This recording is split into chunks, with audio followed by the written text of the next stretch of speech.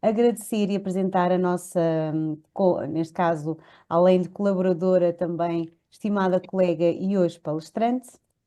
Tem um vasto currículo, é fonoaudióloga pelas Faculdades de Filosofia, Ciências e Letras do Sagrado Coração de Jesus desde 1984, fisioterapeuta pela Faculdade do Bauru desde 2018.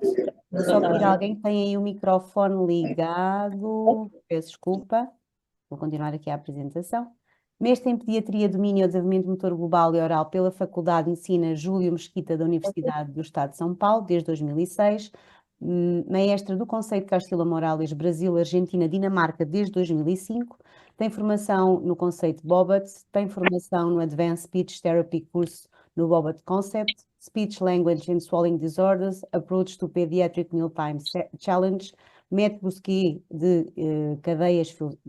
e cadeias fisiológicas, integração sensorial, tratamento intensivo, TeraSuite, PediSuite e um largo, enorme, vasto currículo, conhecimento. A Sara vai se rindo, não é? Já temos o prazer de conhecer. É assim, além de ser uma excelente profissional, é uma ótima pessoa que tem um gosto enorme pelo aquilo que faz, uma paixão em fazê-lo e em transmitir. Certo? Obrigada. Vou começar por lançar como é que o método entrou na sua vida, como fonoaudióloga, como fisioterapeuta. Se nos quiser contar um bocadinho como é que conheceu o método, começaríamos por aí a nossa conversa. Tânia, tá baixo o som para mim. Mas estamos a ouvi-la bem. Aí você está me ouvindo bem? Está a ouvir melhor? Melhorou. Sim? Ok. Ótimo. Aí ficou bom. Você pode repetir a pergunta para mim? Estava-lhe a perguntar como é que conheceu o método, como é que o método entrou na sua vida. Como fonoaudióloga, como fisioterapeuta, contar-nos um bocadinho como é que entrou no seu percurso de vida profissional e a partir daí tornou-se maestra neste conceito. Na verdade, a minha primeira formação é como fonoaudióloga, né? E sempre procurando atuar na área da disfagia, na parte da neuropediatria, sempre tive interesse na parte da neuropediatria. Só que, por mais formações que eu fizesse, haviam muitas questões para mim que não ficavam claras, em termos de ser mais assertiva em relação a esses pacientes com compromisso neuromotor. E por mais formações que por mais que que eu fizesse formações na área da fisioterapia, sempre algumas questões ainda ficavam para mim em aberto, eu não conseguia entender, né? E por outro lado, as fisioterapeutas também não conseguiam me entender. E aí eu falei, olha, quer saber de uma coisa? Como que eu vou resolver isso? Vou fazer fisioterapia, né? Então, já tinha anos de experiência na fonoaudiologia, já tinha, assim, já tinha uma carreira conceitualizada como fonoaudióloga na área da neuropediatria, no trabalho de hospitalar, que eu trabalhei, foram 15 anos de atendimento hospitalar em UTI neonatal, então eu já tinha tudo isso, mas ainda para mim faltavam muitas coisas, né? Então eu decidi fazer a fisioterapia, já que eu não conseguia falar e mostrar os meus anseios, né? Vamos colocar assim, para fisioterapeuta. Então eu falei, quer saber, eu vou resolver esse problema. Porque e eu até entendo, eu era tão ansiosa em querer saber por que as coisas aconteciam, que eu era aquela fisioterapia, e aí eu via, e como eu fazia muitos cursos junto com fisioterapeuta, eu via algumas coisas que quando eu pontuava enquanto fonoaudióloga, eu era a fonoaudióloga que queria ser fisioterapeuta, entendeu? Então era uma situação meio que, é a fonoaudióloga. E quando eu mostrava, eu falei, olha, se fizer dessa forma, é melhor a postura do paciente, então você... Eu falei, vou resolver esse problema.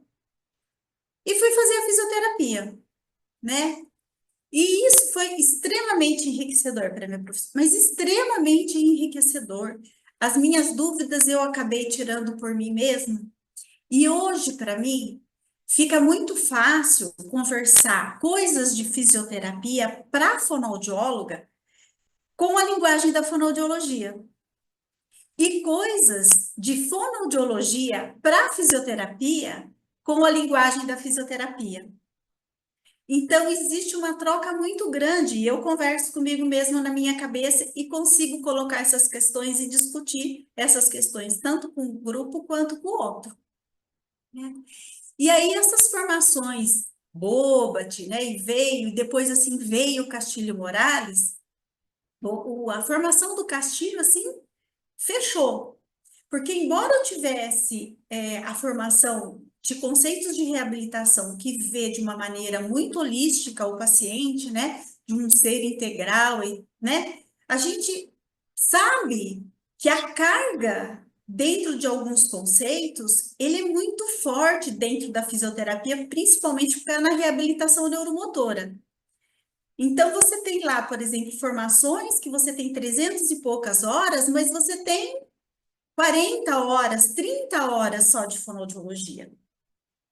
Mas mesmo assim, muito válidas, excelentes, porque abre a sua cabeça para outras perspectivas que, enquanto você é só fonoaudióloga, você não observa. E facilita muito, né, o raciocínio. Bom, e aí, o que aconteceu? Eu conheci, então, a formação do Castilho. Falei, vou tentar, vou fazer.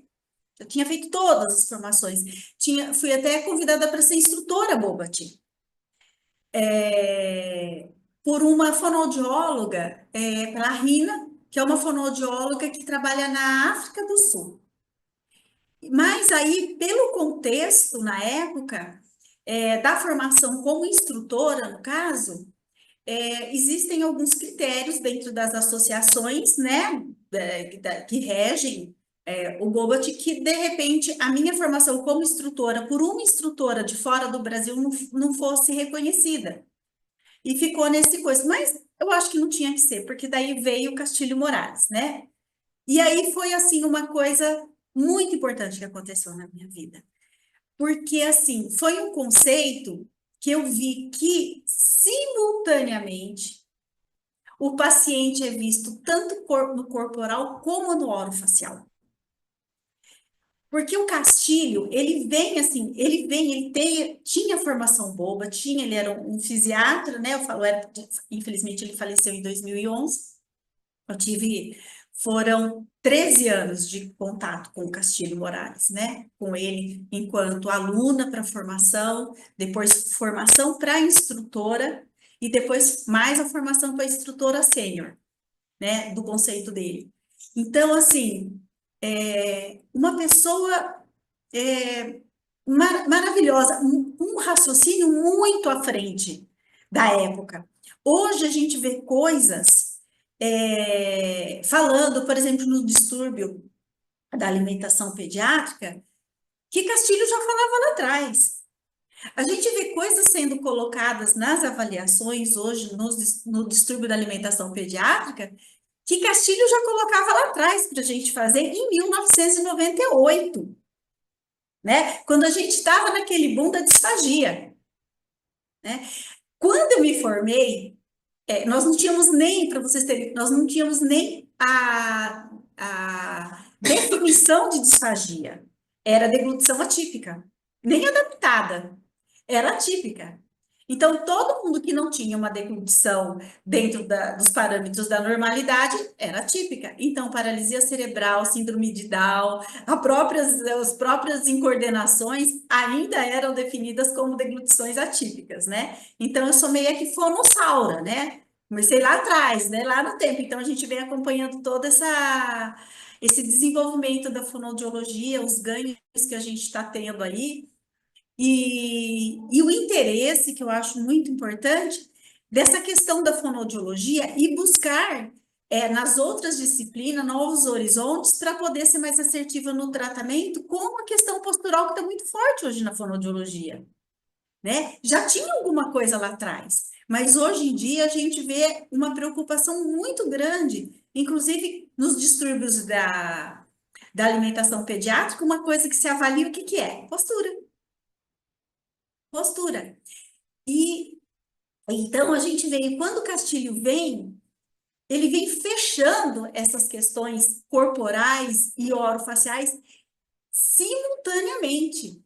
O que acontece lá, o que acontece aqui, o que passou entre o corporal para o orofacial e do orofacial para o corporal. E é interessante porque ele faz isso tanto para a visão para ajudar na fisioterapia quanto na fonoaudiologia. Então, coisas de fonoaudiologia ajudando no campo da fisioterapia e coisas de fisioterapia ajudando muito no campo da fonoaudiologia. Então, é realmente essa integração de sistemas, que nada acontece separado. Então, foi por aí, né? E como eu já tinha essa vontade do querer saber, porque assim, existe, quando você tem o raciocínio, eu penso assim, quando você tem o raciocínio de como as coisas funcionam, é muito difícil você errar. Porque você pode ter o recurso técnico que você tiver.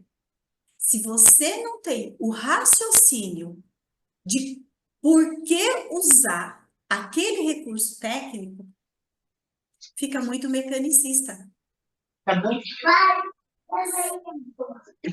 Se você tem o raciocínio, os recursos técnicos se somam e se multiplicam. E você é muito mais assertiva na escolha do momento, do recurso técnico que você tem que aplicar para aquele paciente, independente de qual for esse recurso.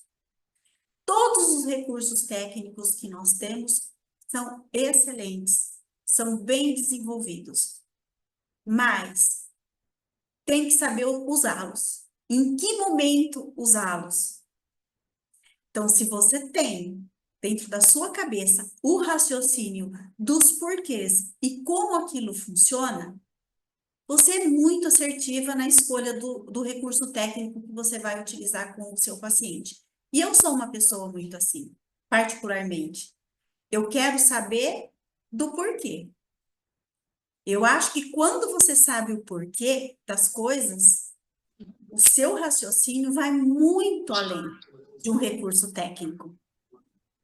Então, às vezes, quando eu falei para vocês agora, por exemplo, olha que legal, hoje em dia, na avaliação do DAP, nós temos que olhar para a postura.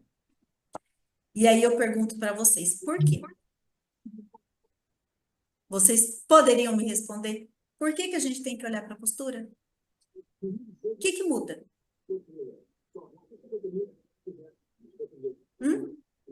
Por que que é importante? Ah, porque se o paciente estiver assim, assado, ele não vai estar numa postura boa para poder deglutir. Por quê? Vocês estão entendendo? É essa a questão. Quando a gente fala das aplicações desse. Alguém quer falar? Fica à vontade. Como pessoas estão a entrar, eu vou desligando os Ah, tá bem. microfones. Tranquilo. Tá bem. Então, assim, o porquê é muito importante. Quando eu falo para vocês, o que uma criança, quando eu pergunto para vocês, o que uma criança de 3 meses é capaz de fazer na parte motora global? Vocês poderiam me falar? E na parte oral? O que que ela faz? É correspondente? Então, assim, o que a gente entende muito é marcos de desenvolvimento. Hoje em dia, eu não sei, eu acredito que é uma conduta mais generalizada, no sentido de que o que os pediatras têm colocado aqui, que eu tenho observado, né? Uma das condutas para avaliar se a criança tem prontidão para fazer a introdução alimentar. O que que eles olham? Ela está sentando? Tem controle de cabeça? Está sentando? É um bom marco. Mas aí eu pergunto para vocês, por que que isso é importante? Por que que a criança tem que estar sentando? E tem que estar com sustentação cefálica, sustentação de cabeça, controle cervical. Por que que isso é importante para a criança? Por quê? Então, esse marco, se a gente não entende dele do porquê, a gente sabe, ah, legal, a criança está sentando, está mostrando já um nível de maturidade, de evolução neurológica, né? Ok. E eu continuo perguntando para vocês, por quê é importante? O que Será, isso muda? será que tem a ver com o facto de conseguir fletir o corpo e a deglutição exigir flexão? Desculpa. A flexão, o movimento de flexão, De flexão? sim. Ou seja, o facto dela conseguir sentar-se quer dizer que sai de extensão para flexão. Tá. E a deglutição é um movimento de flexão. A deglutição é um movimento de flexão. Tá correto. A deglutição, ela acontece dentro do movimento de flexão. Mas o bebê faz isso. E ele não senta e não sustenta a cabeça. E ele ingere líquido, que tem um fluxo muito maior do que um alimento pastoso. E realmente, então por que essa colocação sua, ela é importante? E ela continuou valendo até os 6 meses de idade dessa criança e vai continuar valendo para o resto das nossas vidas. Mas o que que mudou? De quando ele era bebê, a sucção continua sendo um padrão flexor, continua dentro do padrão flexor. Mas o que que Só mudou para a gente deixou, colocar? deixou de ser reflexo e passou a ser voluntário e daí ter que Verdade, controlar mais. verdade, verdade. Só que ela faz isso já a partir do 4 mês, a deglutição passa a ser evolutiva. E com 4 meses ela não senta.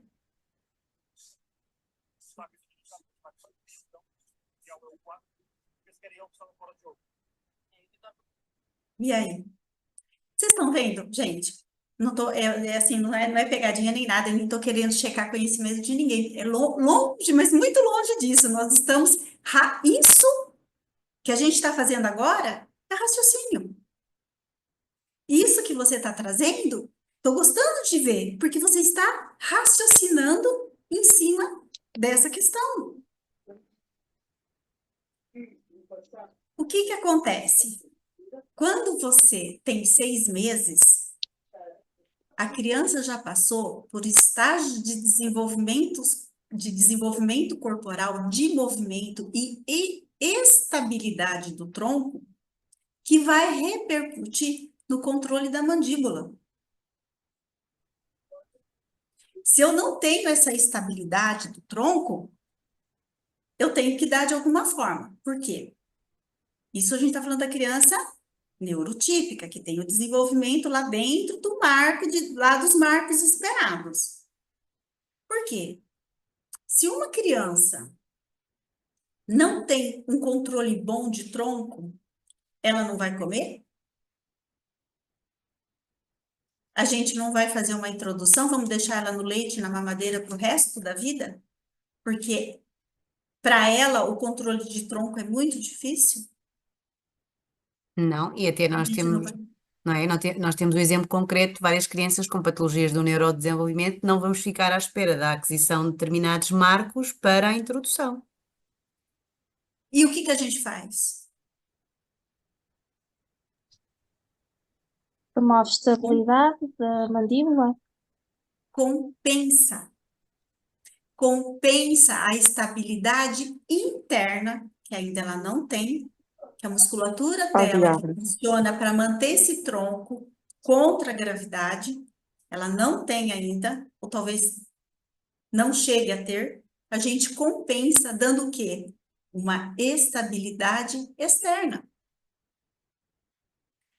Quando você tem uma criança numa cadeira e ela fica se jogando de um lado para o outro, o que que a gente faz? Quando ela fica caindo de um lado para o outro, ela está mostrando para você que ela não tem controle do tronco, que a musculatura dela, que é uma musculatura mais profunda, que é a musculatura de sustentação contra a gravidade dela, não está desenvolvida ainda, ao ponto de manter esse tronco ereto.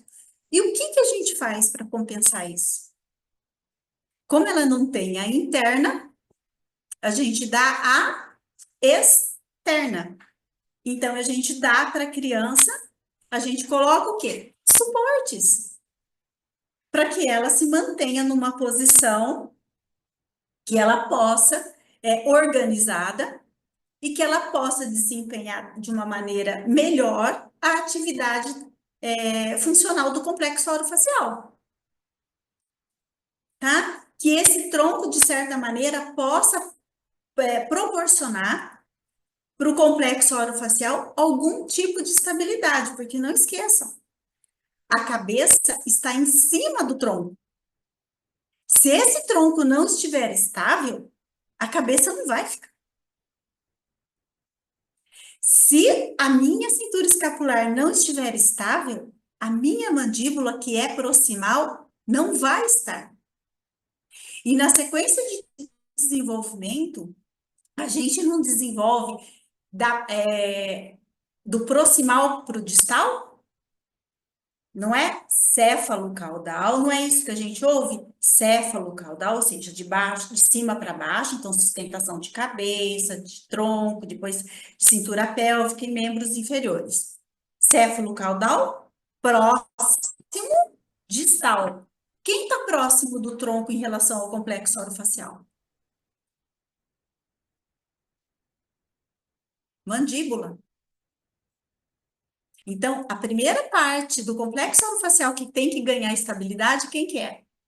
A mandíbula. Para que os outros, língua, lábios, bucinador, todos possam trabalhar de uma maneira mais efetiva, em cima da estabilidade da mandíbula. Então, assim, olha os meus problemas que a gente tem de ATM. São provocados o quê? Posicionamento da mandíbula. Se eu tenho uma mandíbula, por exemplo, mais retraída, o que que acontece? Eu tenho uma alteração na minha postura corporal em relação ao posicionamento da mandíbula, altera uma alteração descendente. Se eu tenho uma protrusão da mandíbula, uma classe 3, vai alterar o meu posicionamento e vai alterar o funcionamento do meu sistema motor oral também. Em função do quê? Do posicionamento da mandíbula. Então, a mandíbula é o piso do complexo orofacial. Segundo Castilho Morales, a mandíbula é mais uma cintura. Então, nós temos a cintura escapular, a cintura pélvica, que faz o movimento ali da pelve, né? E a cintura mandibular. É o único osso da face que tem movimentos e que faz os movimentos muito parecidos com os movimentos da pelve. Vai para frente, vai para trás, vai para um lado, vai para o outro, desvia. Entendeu? Então, assim, quando você começa a entender o porquê de certas colocações, o porquê que são, por que a idade de 6 meses, 7 meses, melhor ainda, são eleitas como um marco para a introdução alimentar. Porque antigamente, com 4 meses, 3, 4 meses, antigamente, né? Já era ofertado, e você vê trabalhos, tem um trabalho da França, se eu não me engano, que mostra isso também. Suzane Morris mostrou isso também. Com 3, 4 meses, você já fazia oferta de papa para a criança, de pastoso, e elas comiam. Só que o que veio? O que é importante? Por que isso foi mudando ao longo do tempo? Não é porque a criança não tinha capacidade para receber, né? E isso eu vi num trabalho meu de mestrado. Eu fiz oferta para criança com 3, 4 meses de pastoso e elas são capazes, sim. Mas o que muda? O que é importante? O aspecto nutricional. O leite materno, o leite é muito mais importante em relação ao aspecto nutricional do que qualquer outra coisa. E isso, claro, tem que ser validado mesmo. E o que que a gente vê hoje, muito? Crianças com 6, 7 meses, pela idade, já sendo ofertado para essas crianças comida normal, comida do prato da mãe. E o que que vocês acham que acontece? Uma criança, ou só amassada, pega a comida, né? Coloca lá e só dá uma amassada, uma quebrada com o garfo. Isso, orientação de pediatras, que eu já recebi crianças com essa orientação de pediatra para iniciar com comida normal, como se fosse a dos pais. E orientação de nutricionista. Não pode dar amassada, não pode dar o pastoso. Nós vamos dar a comida assim, só quebrada no garfo. O que vocês pensam disso?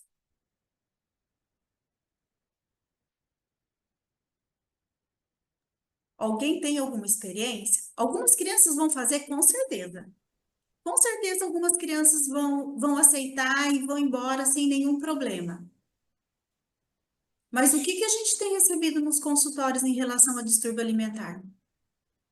Usa cada vez mais evidente, não é? Qual é o processo?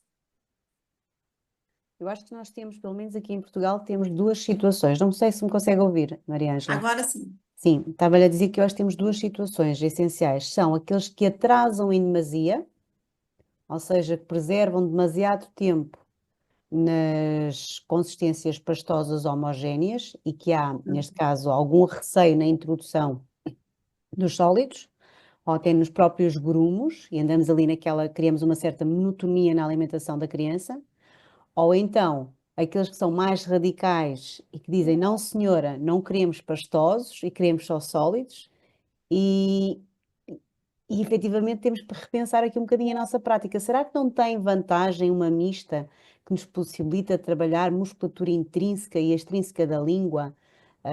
E também de perceber aqui quais são os hábitos culturais da família, o que é que está por trás, o comer, as consistências, os sabores. Em Portugal é muito típico comer sopa. Se calhar noutros países pode não ser, mas se calhar também estamos a perder um pouco esse hábito, não é? Fruto também da influência do dia a dia, da correria, mas efetivamente talvez são aqueles que nos aparecem com frequência, são aqueles que ou começaram uma introdução alimentar sem terem pré-requisitos para tal, não é? Ou o contrário, atrasaram em demasia. Não é? Não sei se é a Exatamente. sua realidade, e estou a falar de crianças de desenvolvimento normal, cada vez mais as crianças Normal. de desenvolvimento Que são os normal. parâmetros, né? Sim, Que são sim, os parâmetros que a gente tem que usar como parâmetro a normalidade, né? E eu concordo com você, Tânia. Só que eu acho o seguinte, realmente a gente tem essa característica de se demorar muito com a alimentação pastosa, homogênea, porque em algum momento essa criança pode ter nauseado e a mãe ficou extremamente preocupada e falou, não, não vou, eu, mãe, não vou mais correr esse risco. E estendeu isso porque ela não quer ver o filho nausear, porque isso faz muito mal para ela. Por quê? Porque ela não conhece o quê? Fisiologia. Ela não sabe o que é receptor. Ela não sabe o que é adaptação, né? Ou, de repente, uma mãe que realmente expõe e fala, não, nós vamos partir já para o... E tenta dar uma comida para a criança, que entra, mais uma vez, um novo problema da fisiologia. Receptor. Eu tenho receptor para isso? Né? Então, aí, o que acontece? Qual a função aí da fonoaudióloga, no caso? É ser a mediadora, é observar o que está acontecendo e trazer para essa mãe aquilo que ela não conhece.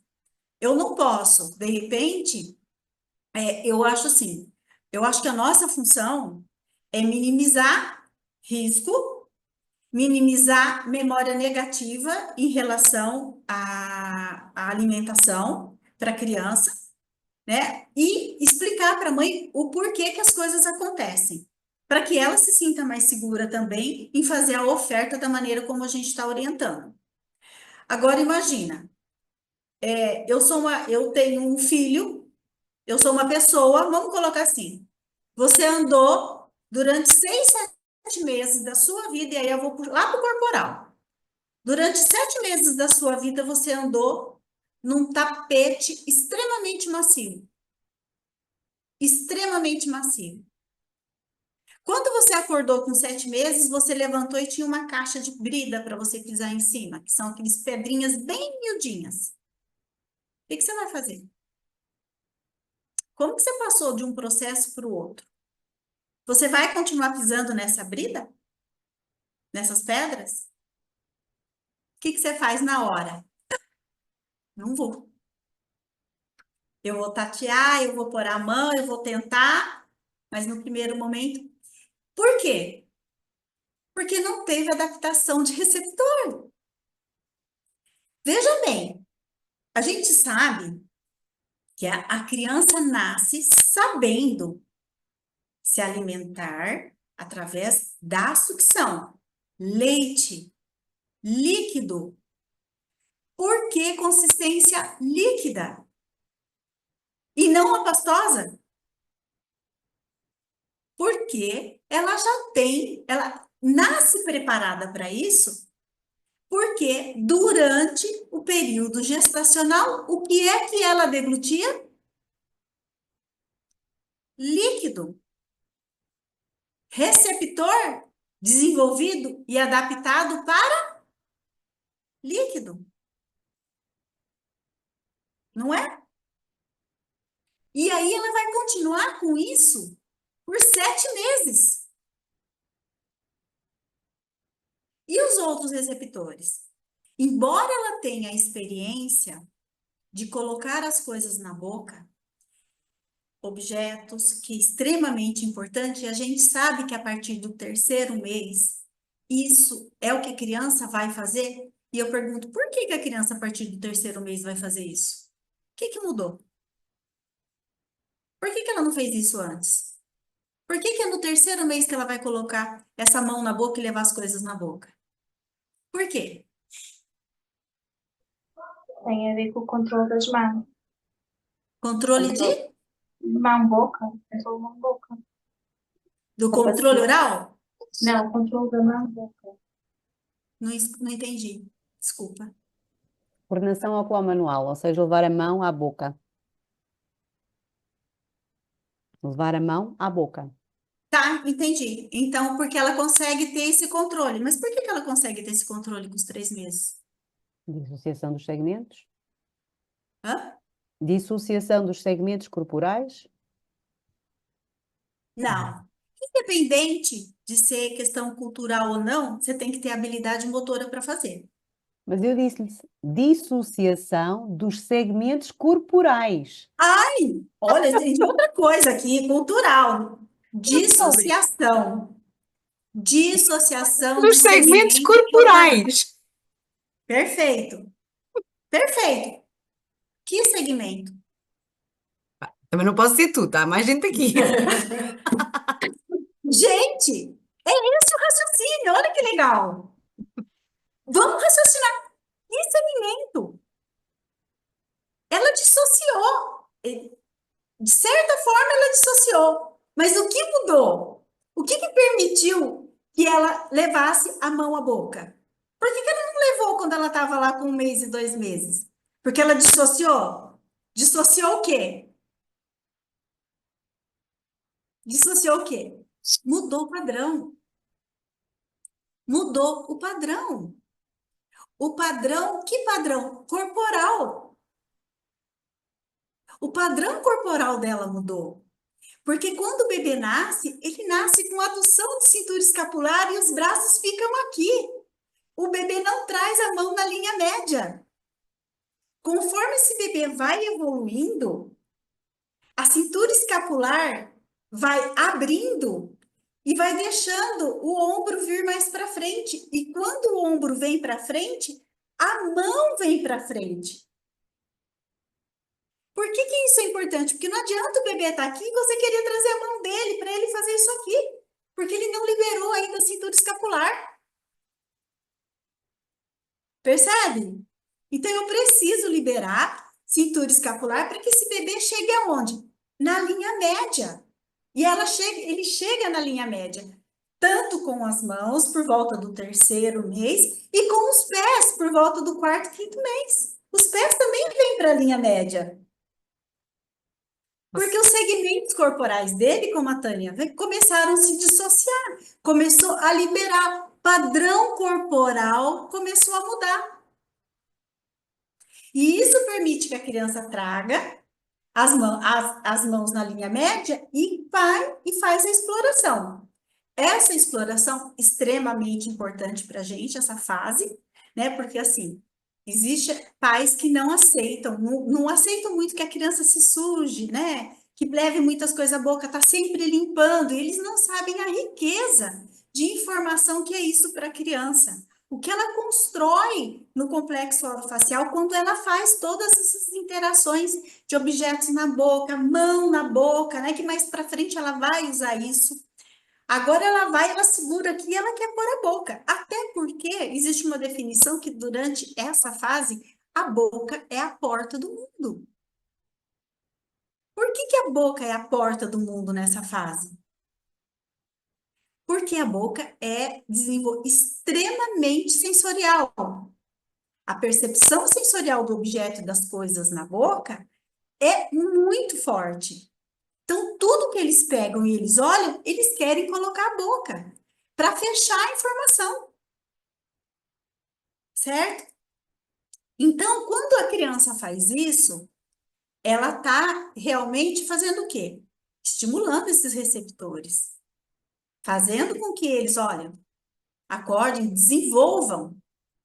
Só que só isso não é suficiente. Se ela coloca uma coisa maior na boca, né? Ela nauseia. E daí, por volta dos 6 meses, se a criança faz ainda isso, chega lá nos 6 meses, começa a colocar as coisas maiores na boca, ela ainda nauseia. Ela não dá conta. E aí aí eu trago uma questão para vocês sobre não é crítica, pelo contrário, eu acho fabuloso, inclusive, sobre o método do BLW, né? Nós temos, olha que interessante, é muito bem pensado, mas a maneira como foi disseminado, não por nós profissionais, mas pela internet, Google e entre os pais, coloca a criança em risco. Se nós temos brinquedos com peças pequenas, falando que não é para dar para a criança porque ela vai pôr na boca, o que vocês acham que acontece quando você dá um pedaço de brócolis, de cenoura, de coisa grande para essa criança? E deixa, sempre com supervisão. Sempre com supervisão. E, infelizmente, né, eu não sei vocês, mas eu recebo mães que a gente tem criança com distúrbio alimentar e começou lá. Porque falou que tinha que ser, que era bom, que era isso, por que o meu filho não faz? Porque ele não está pronto. A estimulação, colocar as coisas, entrar em contato com o alimento é extremamente positivo. Ter o cheiro, sentir a textura, pôr na boca, com supervisão. Isso não quer dizer que ele tem habilidade motora para dar conta daquele tipo de alimento. Não tem. Então, o que acontece? Quando você observa isso, e a gente vê cada vez mais crianças tendo problemas com o tipo de alimentação, e você vai checar lá atrás, você vê as experiências negativas que essas crianças tiveram. E aí, o que a gente tem que fazer? Pelo menos a conduta. As mães até assustam. Dá um passo atrás. Aí eu sempre falo para elas. E elas, gente, é impressionante, eu não sei aí, mas ela fala assim, ai, mas ele vai para o pastoso? Mãe, ele está comendo o que você está dando? Não, não usei, eu vomito, eu não quero nem ver. E você quer continuar insistindo nisso? Tá funcionando? Dar um passo atrás é só uma maneira de ganhar impulso para se jogar para frente. É trabalhar aquilo que não foi trabalhado. Quando você faz oferta para criança, e isso não quer dizer que vai demorar meses, não.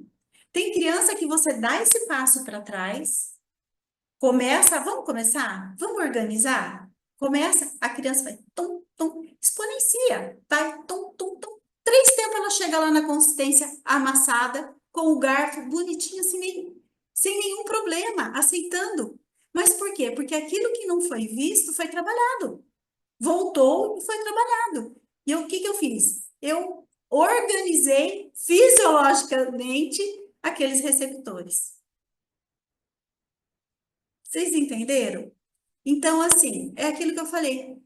Tem crianças que vão? Vão. Tem crianças que vão passar pelo processo sem dificuldade nenhuma, mas as que caem na nossa mão é aquilo que deu errado. E a gente tem que raciocinar por que que deu errado. O que que pulou na fase do desenvolvimento oral? Porque uma criança na fisioterapia, ela não vai ficar de pé e andar se ela não sentar e engatinhar. Eu não vou conseguir colocar ela de pé e sair andando. E às vezes eu acho que na fonoaudiologia, não nós, mas algumas maneiras de ser colocadas essas questões é querer que a criança ande antes de sentar. E isso, gente, eu não estou falando vozes da minha cabeça, isso é fisiologia. É fisiologia. Se você for ver a fisiologia é assim. Se você tem raciocínio e segue a fisiologia, não vai dar errado. Eu posso usar o recurso que eu quiser. Se eu entender que a criança nasce sabendo se alimentar com líquido, porque teve experiências com líquido, certo? Tem uma estrutura oral de faringe própria para proteger via aérea, que é tudo mais próximo. Tá tudo ali para proteger essa deglutição para que a gente não tenha intercorrência de uma penetração e uma possível broncoaspiração. Então, eu tenho, inclusive, uma anatomia que está tudo ali junto e organizada justamente para favorecer isso. Só que a criança cresce e essas estruturas se distanciam. O controle tem que ser maior, né? Então, ele nasce sabendo fazer isso. Dali para frente, é aprendizagem. Eu vou aprender a me alimentar. E aí entra os fatores culturais de cada, né? Mas invariavelmente o processo fisiológico é o mesmo. As pessoas aqui sentam, aqui no Brasil, sentam, engatinham e andam da mesma forma, na mesma sequência que todos os outros países. A parte oral também. Agora, se eu vou andar mexendo mais o quadril ou não, é questão cultural do meu país. Como eu vou desenvolver essa marcha, é questão cultural, como a gente vê as expressões corporais de pessoas de outros países, que são mais sérias, né, não tem tantos movimentos. Olha o italiano. O italiano tem um monte de movimento que fala com a mão, que fala. Então, aí são expressões culturais, corporais de cada cultura. Mas, invariavelmente, todo mundo passou pelo mesmo processo. E todo mundo vai passar pelo mesmo processo na questão oral. Então, eu tenho que rever essas questões e saber que, olha só, vocês têm noção que quando você faz a oferta de uma colher com 3 ml de papinha, o que você está dando para essa criança? Para aquela criança que estava sendo amamentada ou em oferta de mamadeira, quando você entra com a colher? Primeira coisa, que é isso? O que é esse instrumento que eu nunca vi na minha vida? O que eu tenho que fazer com isso na minha boca? Segundo, que gosto é esse? O que é isso? Essa fruta, o que for. O que é esse sabor? Terceiro, que é essa consistência? Porque a anterior eu puxava e ela já ia direto. O que eu faço com isso agora na boca? Quarto, que é esse peso? Líquido não tem esse peso porque flui muito rápido. O que é esse peso? O que a gente percebe? Na papa homogênea, quando você faz a oferta para a criança, ainda na papa homogênea, a hora que você oferta, o que a criança faz?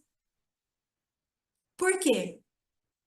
Sente o peso do alimento sobre a língua. Receptor ainda não está adequado. Vai ficar. E aí a gente está numa papa pastosa homogênea. Imagina se eu introduzisse a colher, tudo isso que eu falei para vocês, só que no lugar do pastoso eu colocasse grumos. Entenderam?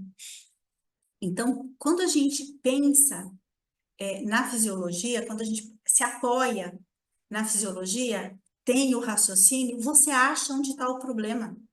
Você identifica o problema rapidinho. E aí, o recurso que você vai utilizar, tem criança que não entende, por exemplo, a colher, o uso da colher. Então, todas as vezes que a mãe tenta, é uma briga. Eu quero que aquela criança coma, eu quero que aquela criança desenvolva o complexo orofacial na aceitação de uma alimentação mais pastosa, com outro sabor. E o que a gente pode fazer? O que eu posso ofertar? O dedo. Se está difícil iniciar, se é muita informação para a criança, eu posso começar a própria mãe a ofertar com o dedo. Porque pele, epiderme é uma coisa que a criança conhece muito bem. Não é? E aí eu vou pondo a colher na brincadeira, para ela segurar, né? Mas aí ela vai vendo que a coisa não é tão complicada e os estímulos vão entrando paulatinamente, até que ela mesma pega a colher e põe na boca. Ótimo, vamos lá, agora é com colher. Então a gente tem que observar muito o comportamento da criança e ver quando ela abre a janela para você. Porque ela abre. É a criança que tem que abrir a janela. A gente tem que tomar muito cuidado, porque a gente às vezes tem posturas muito invasivas, né? E boca de criança é sagrada. Quando a gente fica, de repente, tá, eu vou fazer uma massagem. Ok? Para quê? O que você quer ganhar com essa massagem? Você já fez essa massagem em você? Foi prazerosa? O que você sentiu quando você fez essa massagem? Você já passou o dedo dentro da sua boca? Imagina assim, vai, volta, vai, põe, aperta, aperta a boca da criança para fechar. Para quê? Sempre, não, olha, veja bem, se você tem o porquê de você estar fazendo essas coisas, se você tem o raciocínio, perfeito, faça. Mas se você está fazendo porque todo mundo faz, é melhor você não fazer. Se você sabe do porquê você está fazendo, o que você está provocando, o que você está buscando dentro da neurofisiologia, faça. Você está respaldada. Mas se você não sabe, porque você viu que, deu certo, fulana fez, ciclana não sei o que, e todo mundo faz, eu vou fazer também, cuidado. Porque você pode estar distanciando mais ainda o seu paciente de você. O paciente não vai abrir essa porta, essa janela para você. E a gente tem que ter muito respeito com eles.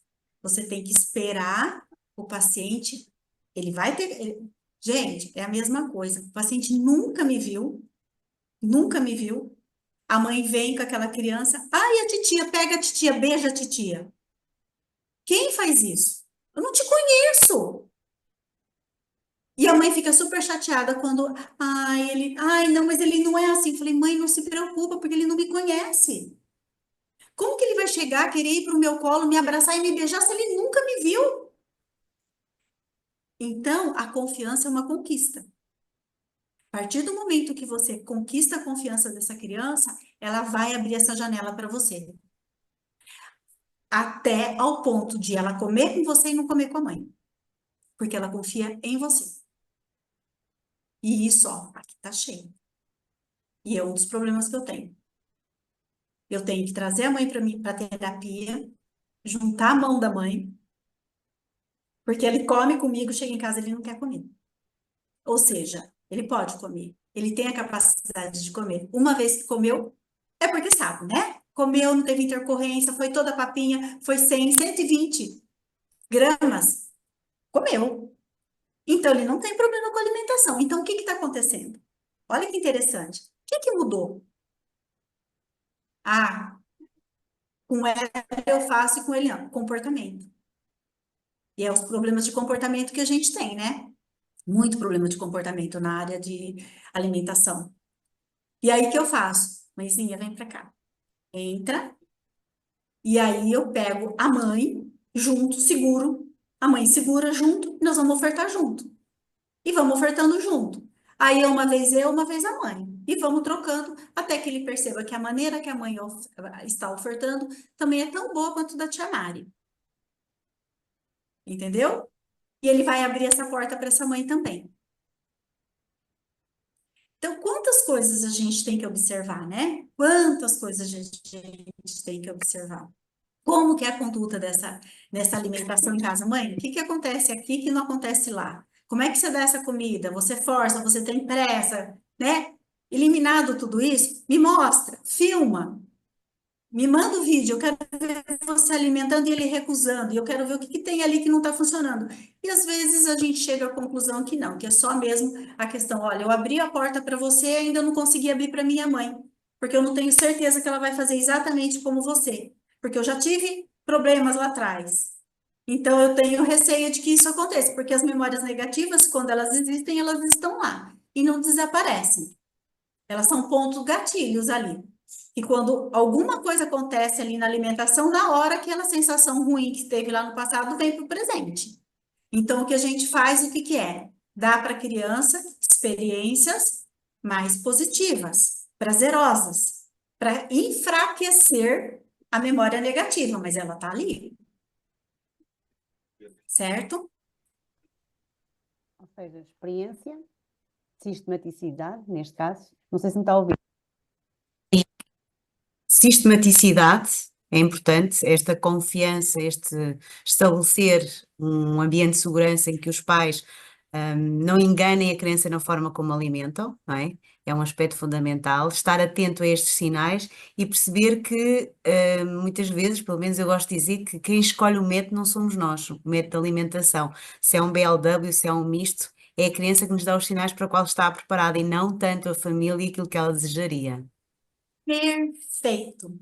Perfeito, Tânia. Quem escolhe o que vai receber é a criança. Porque é ela, com seu sistema nervoso, que sabe se ela está pronta ou não para aquele tipo de alimentação. É a mesma coisa que eu digo, você falou uma coisa, eu vou fazer uma comparação com bico de mamadeira. Então, existem os bicos maravilhosos, super estudados, com pesquisa, com isso e com aquilo, com um monte de coisa.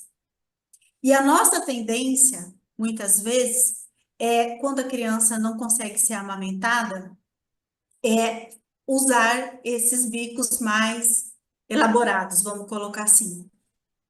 E tentar oferecer para a criança. E nem sempre isso funciona. Muitas vezes isso não funciona. Por quê? Porque quando você oferta a mama se molda na cavidade oral do bebê em relação à cavidade oral do bebê, a competência oral do bebê, mas é sempre a do bebê a referência. Quando você oferece um bico pré-moldado, ele não modifica. É a criança que tem que se modificar em relação ao bico. E aí você saber qual é o padrão oral daquela criança de sucção é extremamente importante, porque você vai escolher dentro de N bicos que a gente tem, qual aquele que mais se adequa àquele padrão oral, para melhorar a efetividade no momento da sucção. Então, nem sempre aquele bico X, Y que a gente pensou no primeiro momento resolve a questão. Às vezes a gente tem que ir naquele bico mais simplesinho, e que realmente supre a necessidade oral da criança e aumenta a efetividade dela no momento da sucção. Tá? Então, essa questão de que quem escolhe o que comer, quando comer, é lógico que a gente tem aí essa, mais ou menos uma noção do que é a prontidão da criança. Né? É a prontidão neurológica da criança para receber aquele tipo de estímulo. É isso mesmo. Eu estava a ouvi-la. Estamos a falar aqui muito do Ou seja, do desenvolvimento motor global e do desenvolvimento motor oral. Como é que Castilho Morales passa depois para o adulto? Como é que o modelo dele, não é, se vai aplicar ao adulto? Porque pelo aquilo que eu percebi, o método vai desde o recém-nascido até ao ancião, não é? Como é que ele faz? Sim, Quais são os verdade. princípios que ele aqui defende para termos aqui esta possibilidade de uma aplicação ao longo da nossa vida? Raciocínio. Castilho Morales vai jogar no raciocínio. Aquilo em raciocínio que eu faço para a criança, eu vou fazer para o adulto. Como? Por exemplo, se eu tenho, nós vamos ter que entrar em algumas questões mais específicas do conceito. Por exemplo, Castilho usa a ideia de cadeias musculares, ok? E a gente sabe, quem já fez o curso aí, né, já viu que através do corporal, através do acionamento de cadeia muscular, quando eu aciono uma cadeia muscular corporal, ela chega aqui e faz a elevação da laringe e facilita a deglutição da criança. Então, não preciso falar para a criança, deglute, deglute, porque ela não sabe nem o que é deglutir. Mas eu dou o estímulo e vem a resposta motora. E aí eu reforço, muito bem, você deglutiu. Com o adulto, mesma coisa, mais fácil, porque eu uso o impulso distal dele de pé e falo para ele, aqui, empurra e deglute. Porque ele entende provavelmente o que é empurrar com o pé e o que é deglutir. O raciocínio é o mesmo. Quando a gente olha, qual é a diferença entre adulto e criança? Quando eu penso em criança, eu tenho que pensar em componentes de desenvolvimento motor da criança. O que ela tem que desenvolver motoramente para ela chegar a ser um indivíduo funcional? O adulto já desenvolveu. E aí o meu olhar vai ser para as compensações que esse adulto está fazendo, e aí o raciocínio vai ser o mesmo. O quanto que esse tronco está desorganizado, o quanto que essas cinturas escapular e pélvica estão desalinhadas que está repercutindo no meu complexo orofacial. É o mesmo raciocínio que eu faria para uma criança de 7, 8 anos quando chega no meu consultório e já passou pela fase de desenvolvimento. Então, o raciocínio é exatamente o mesmo. Eu vou adequar, eu vou fazer a modelação. Quem não sabe, a modelação é uma maneira de você ativar cadeias musculares, tá? Castilho não gostava da palavra de massagem, tá? A modelação realmente ela tem uma, como que eu vou falar para vocês?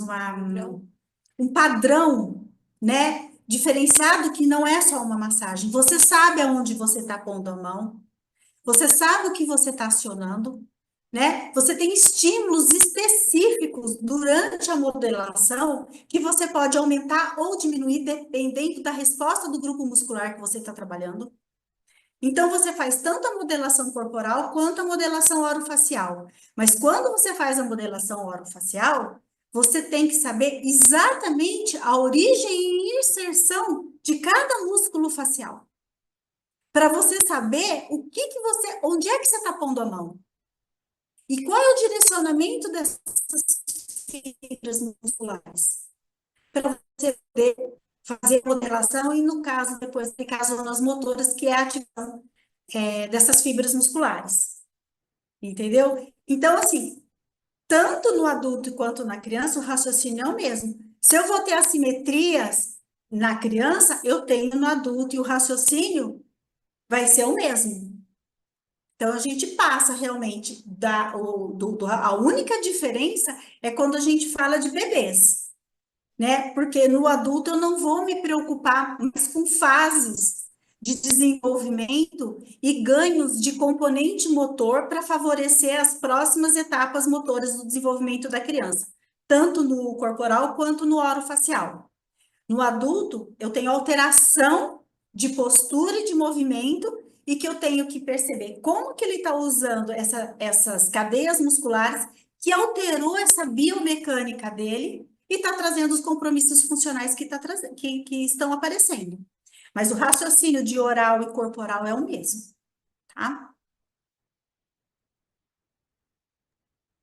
Já esgotámos a nossa hora. Oi, já? Já, eu vou ter que dizer às pessoas que se querem colocar questões, é verdade. Eu sei, entusiasma-se muito, quem a conhece já sabe que é assim, por isso vou perguntar quem neste momento quer fazer alguma pergunta, colocar alguma questão, esteja à vontade para o fazer, não se inibam. Podem fazer, gente. A gente está aqui para conversar. Tenho aqui uma pergunta, mas alguém me mandou privada perguntar se dá formação em Portugal. Nós queremos que venha, nós queremos que venha. Estamos a A gente preparar está, a sua estamos vinda para o próximo tentando. 2025. É verdade, sem A gente dúvida. está tentando uma formação ou um curso. Vamos ver se a gente tenta a formação ou um curso mesmo, mais assim, um curso menor, mas com uma carga horária boa, que vocês possam colher essas informações e ter, de uma certa forma, esse raciocínio. A gente já andou conversando sobre isso. Eu posso dizer que, apesar de, em 2000, quando fiz o curso, falava-se muito destas questões na patologia neuromotora, mas foi como eu costumo dizer, foi em 2019, quando conhecia a Maria Ângela, que fez todo o sentido e toda a diferença. E aquilo que tento passar às colegas é exatamente esta importância de observar a relação entre o global, o todo, e não sermos, eu costumo dizer sempre, nós não somos terapeutas da fala, nós somos terapeutas da alimentação, e muitas vezes a boca é a última coisa que nós vamos ver. Muito antes temos que saber observar e saber relacionar todos os outros aspectos que estão e o quanto importante a experiência, o movimento são, e nós, na nossa formação de base, não somos, como disse muito bem no início, não somos alertadas para este aspecto. Era fundamental e, se calhar, o facto de ter as duas visões é isso que a torna tão rica a sua experiência e que depois nos traz este conhecimento enorme. Eu falo que sempre eu gostaria de ter, na minha época, né, uma fonoaudióloga que me falasse coisas de fisioterapia para eu conseguir entender.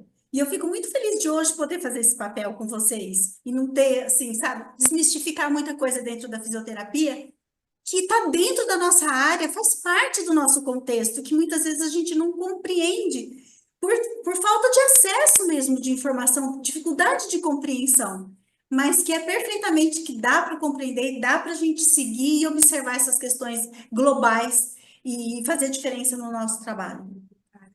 Sim. E Alguém o estava. contrário, olha, tem uma fisioterapeuta aqui do meu lado que está falando, e o contrário também é verdadeiro. Porque quando entra com o aspecto da fonoaudióloga e fala, olha o que está acontecendo no complexo orofacial e está bloqueando sua parte motora global. A gente modifica o complexo orofacial, a motora entra. Ou ela para de vez porque quem estava fazendo era o oral e não era o global. A fixação, né, patológica, por causa da fixação patológica. Mas eu acho que estas coisas, alguém estava aqui a falar de curso online, não tem muito sentido, apesar de nós termos esta modalidade, temos que sentir muito e experimentar, sentir, não acha isso, Maria Ângela, que temos Tem. que pôr a mão na massa? É, a questão é você tem que sentir em você a mudança, o processo. Você tem que, vamos falar assim, você tem que passar pelo processo para você sentir o que o seu paciente está sentindo. E aí, se a gente faz uma formação online, isso não acontece. Não acontece. Até porque a gente vai ensinar vocês a como modificar determinadas estruturas corporais para que isso gere um impacto no complexo orofacial.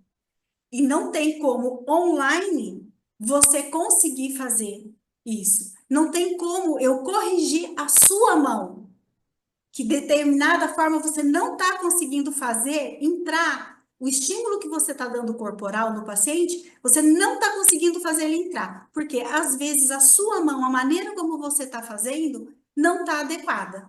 E aí você vai em cima da mão do terapeuta e corrige, ó, é aqui que você está errando, faz. Então, esse tipo de correção não dá para fazer online. Não dá para sentir a mão de vocês. Até porque Castilho fala que a principal ferramenta são as mãos do terapeuta, certo? Gente, exatamente. Quando você faz o curso, a formação, você não precisa de nada. É só a sua mão. A sua mão é a sua ferramenta. E o seu raciocínio. Seu raciocínio vai pôr as suas mãos para funcionar. Desculpe, gostava de fazer uma questão, se fosse possível. Vai ser Nikita. Sim, boa noite. Olha, eu gostava de perceber se no método Castilho, ou seja, eu já percebi que as adaptações ao nível da alimentação, que são transversais, pronto, à nossa prática no dia a dia, mas com o método, o que é que refere ao nível das cadeias musculares, ou seja, o que é que vocês fazem? São exercícios, posicionamentos, tipo bobá? Eu gostava de Exato. perceber exatamente ou seja, O o que é que quê? difere? Sim, É se faz tudo isso favor. que você e é tudo isso que você falou. Observar, dentro do desenvolvimento, você tem fases, porque uma coisa é você saber que por volta de 3 meses a criança vai ter a sustentação cefálica, começa a sustentar a cabeça. A outra é você saber o que a criança fez para chegar nos 3 meses e conseguir sustentar a cabeça. Percebe a diferença? Porque se você sabe todo o processo motor de ganhos de componente motor que essa criança tem que ter para chegar nos 3 meses e sustentar a cabeça, quando chega nos 3 meses e ela não sustentou, você vai olhar e vai perceber que o que faltou. O que faltou para essa criança chegar lá e fazer determinada atividade motora que ela deveria estar fazendo? Oi, Então, desculpe, então é um bocadinho transversal, pronto, isto falando no método Pávava, que é um método que eu tenho, ou seja, nós também vamos assim, nós vamos olhando ao neurodesenvolvimento, passando de etapa a etapa, basicamente para dar a base do que está para trás, para a criança se organizar. Mas usamos movimentos do corpo, ou seja, utilizamos, neste sentido, deu-me a entender que não era tanto assim, mais as nossas mãos no momento da alimentação. Era isso que eu queria tentar, ou se nós vamos fazer na mesma essa base que está para trás. eu acho que a gente vai divergir um pouquinho na questão do desenvolvimento em relação aos movimentos motores de como o Padovan vê e como o Castilho Morales vê, né? Vocês realmente utilizam todo o movimento corporal para que a criança evolua, para que a criança tenha esse desenvolvimento motor. Castilho vai por outro raciocínio. Castilho não olha para o movimento corporal em si. Repetição de movimento corporal. Entendeu? Ele induz. Ele vai fazer a mediação do movimento corporal.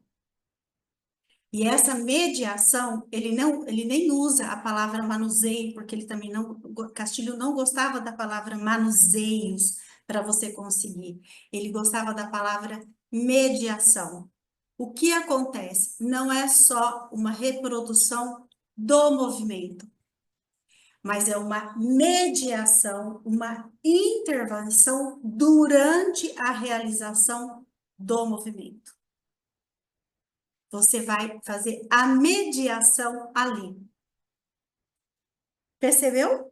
Então, uma Sim. coisa é você reproduzir o movimento e nada contra, conheço, eu tenho terapeuta que trabalha com reorganização funcional aqui na clínica, uma fonoaudióloga, que também tem a formação e que para algumas crianças, e isso tem que deixar uma coisa bem clara para todo mundo, que não existe recurso técnico 100% para todos os pacientes.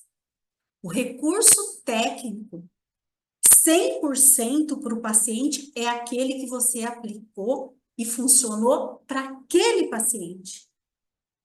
Tá? E isso também é uma colocação do próprio Castilho Morales. Castilho Morales coloca, olha, o recurso Castilho Morales é mais um recurso dentro da mochila de vocês que você pode lançar a mão no momento que você precisar. Não é o melhor, ele é bom para aquele paciente que está pronto para receber o conceito. Então, são recursos que se somam. Eu não dá esse, eu vou usar Bobat. Eu não uso Bobat, eu posso usar Cabat. Eu não vou usar Cabat, eu posso usar reorganização neurofuncional. E aí vai de cada um como que está esse raciocínio dentro de vocês. Agora, como é construído na cabeça do terapeuta o raciocínio dentro, para se trabalhar com o conceito? Então, assim, são padrões de movimento que vêm e vão se repetindo durante o neurofuncional, né? Castilho Morales vai trabalhar na intervenção, na mediação da repetição do movimento, na construção daquele movimento. Eu não sei se eu fui clara, se eu consegui responder para você. E aí, Sim, obrigada. esse enlace que vai acontecendo durante o desenvolvimento da criança vai repercutindo simultaneamente no complexo orofacial. Vou dar um exemplo para você. Quando a gente coloca a criança para rolar, você vai repetir o movimento de rolar. Nós vamos induzir a criança a rolar e vamos promover. No caso, o que você espera do complexo orofacial no rolar? Que a mandíbula tem que estar estabilizada, não é? Senão, depois, no rolar, em termos complexos. E a língua para cima tem que estar toda como se fosse essa cadeia fechada. Tá bom. Eu acho que Nós não vemos assim. Quando você coloca o rolar, se você tem a mandíbula fechada e cerrada, você não tem lateralização de mandíbula. Que quando você rola, você faz transferência de peso, e a tomada da transferência de peso para o lado da face em que você está, a criança está sentindo o lado da mandíbula, o lado da língua e o lado do bucinador. Percebe o raciocínio? Pois nunca tinha pensado nisso assim, mas Se você tem trava, lógica. se você trava, isso não vai acontecer. Até porque para você travar, você tem um elemento de tensão que não é fisiológico. Porque normalmente a mandíbula fica mais ou menos uns 3, 4 milímetros afastada. Ele não fica em oclusão. Então, quando a gente faz na parte motora o rolar, eu tenho que estar pensando que, embora eu esteja vendo no corporal o que está acontecendo, que eu estou provocando, tem coisas acontecendo que eu estou promovendo dentro do complexo orofacial. Até a própria tomada de peso em cima do bucinador faz com que tenha um aumento do quê? Da própria propriocepção dessa hemifácie. Percebe a diferença? Então, é assim que se constrói o raciocínio dentro do Castilho Morales. Deu para entender como que é a relação que a gente faz com o corporal e o orofacial? Se eu tenho uma criança que fica muito em decúbito dorsal, ou seja, de barriguinha para cima, qual é a parte do complexo orofacial que ela está mais sentindo?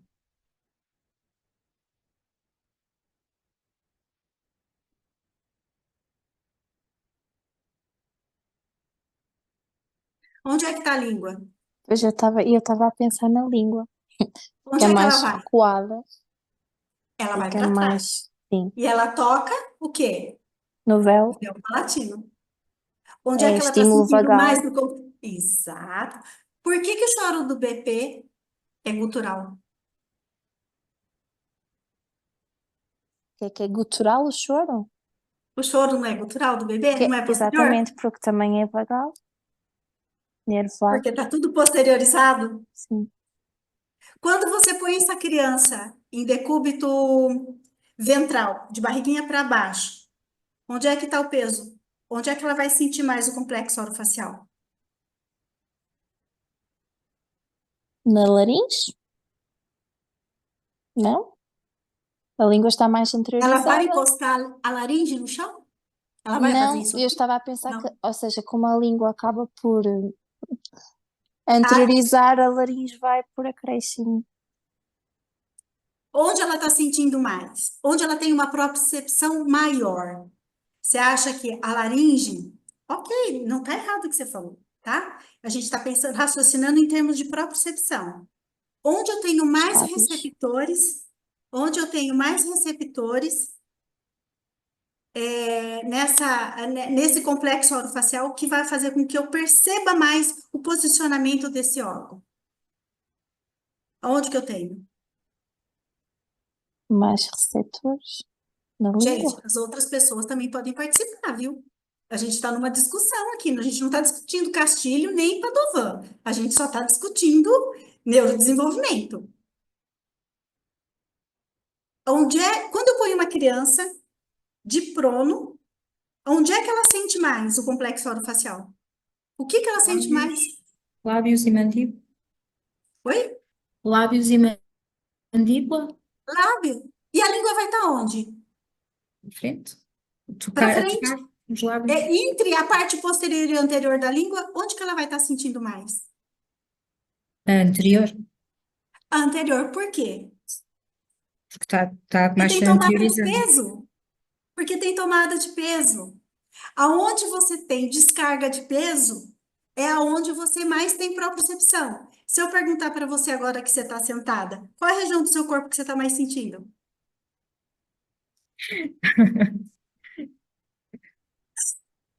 Ok? Você vê? Isso é gostoso, gente, porque isso é raciocínio. Isso que é gostoso. Não interessa que conceito que é, o que é. O que é interessante é construir raciocínio, né? Então, quando a gente está ali no desenvolvimento motor, e essa é uma questão que não importa mais no adulto, percebe?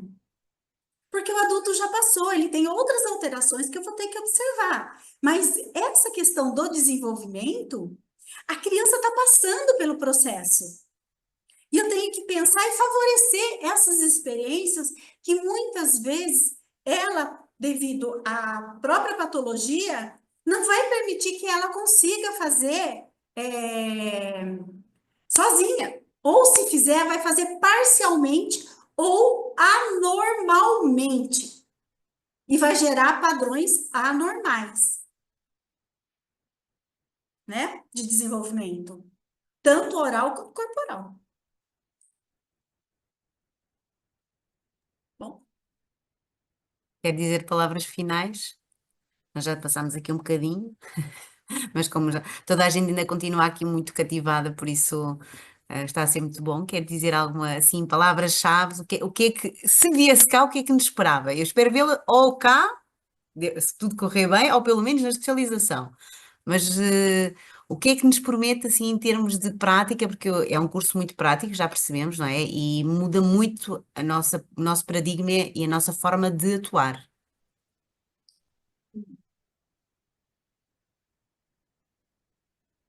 E você gostaria que eu colocasse em relação a isso? Só eu tenho uma Gostaria. palavra-chave, que eu vou bater nela eternamente. Raciocínio. Raciocínio. Raciocínio. Porque recursos técnicos, nós temos muitos. Dentro de como a pessoa desenvolveu o recurso técnico, ela tem um objetivo para isso. Pode não dar certo nesse momento para determinado paciente, ou talvez eu nunca vá usar, mas eu tenho o raciocínio do porquê não, ou porquê sim. Então, sobre, né, além de pensar em conceito, em filosofia de reabilitação, é Bobat, é Castilho, é Cabot, é Dom Mandela Cato, né, o Padovan, o que seja, é raciocínio. Porque se você tiver o raciocínio, você vai poder adequar o uso do recurso técnico que você tiver para aquele paciente naquele momento dentro da sua sala, que ele é único. Eu acho que é isso. É a chave de E ouro. não esqueça, nós somos fonoaudiólogos, tem os fisioterapeutas também. Nada está separado. Tudo está conectado. Tudo está conectado. Nada está separado. E nada é por acaso. Nada acontece por acaso dentro do desenvolvimento da criança. Nada. Sempre ele tem uma relação com algum outro sistema. Sempre. Nós falamos muito desta visão global, mas depois, em termos práticos, muitas vezes não conseguimos fazer essa integração do conhecimento e de fazer essas correlações. Precisamos efetivamente treinar esse raciocínio e Exatamente. Nós deixar, tínhamos. não é? Deixar esta visão que precisamos de muitos instrumentos, muitas coisas, muitos exercícios, lá está, muitos objetos de apoio, não é? Quando realmente o conhecimento neste caso, o pôr em prática o conhecimento e este raciocínio, estas relações é o segredo, a chave do sucesso como profissionais. Exatamente. Às vezes, o instrumento é bom. A gente é que não sabe usar porque não teve o raciocínio adequado para usar. Entendeu? É isso. Ainda bem que há pessoas que nos abrem assim as janelas, não é? A criança abre a janela e também há fonoaudiólogos, também nos abrem as Tem que janelas, abrir, portas e os e bichinhos. isso é muito importante. Sempre esperar que a criança abra a porta para vocês entrarem. A gente não consegue entrar no corpo de uma criança chutando essa porta. Ela tem que permitir que a gente entre nesse corpo. E nós, mais do que a fisioterapia, somos muito invasivas, porque a gente trabalha dentro do corpo, dentro do complexo orofacial, a porta do aparelho digestório. Né? Nós somos muito invasivas. Para terminar, eu atrevo-me a dizer que há a formação antes da Maria Ângela e depois há a formação pós-Maria Ângela. A maior parte das pessoas está a pensar, ora bem, o que eu sei então agora é que é mesmo uma migalhinha, eu preciso falar com esta senhora e fazer formação urgentemente com esta senhora, basicamente. Vamos lá.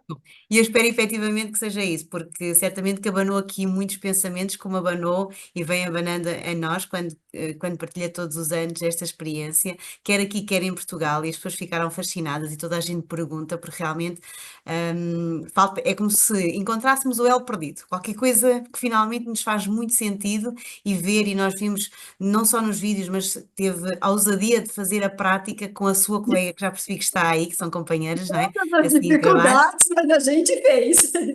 E realmente foi muito bom, porque muitas vezes a gente fala, mas o ver já é diferente e o experimentar é o passo a seguir.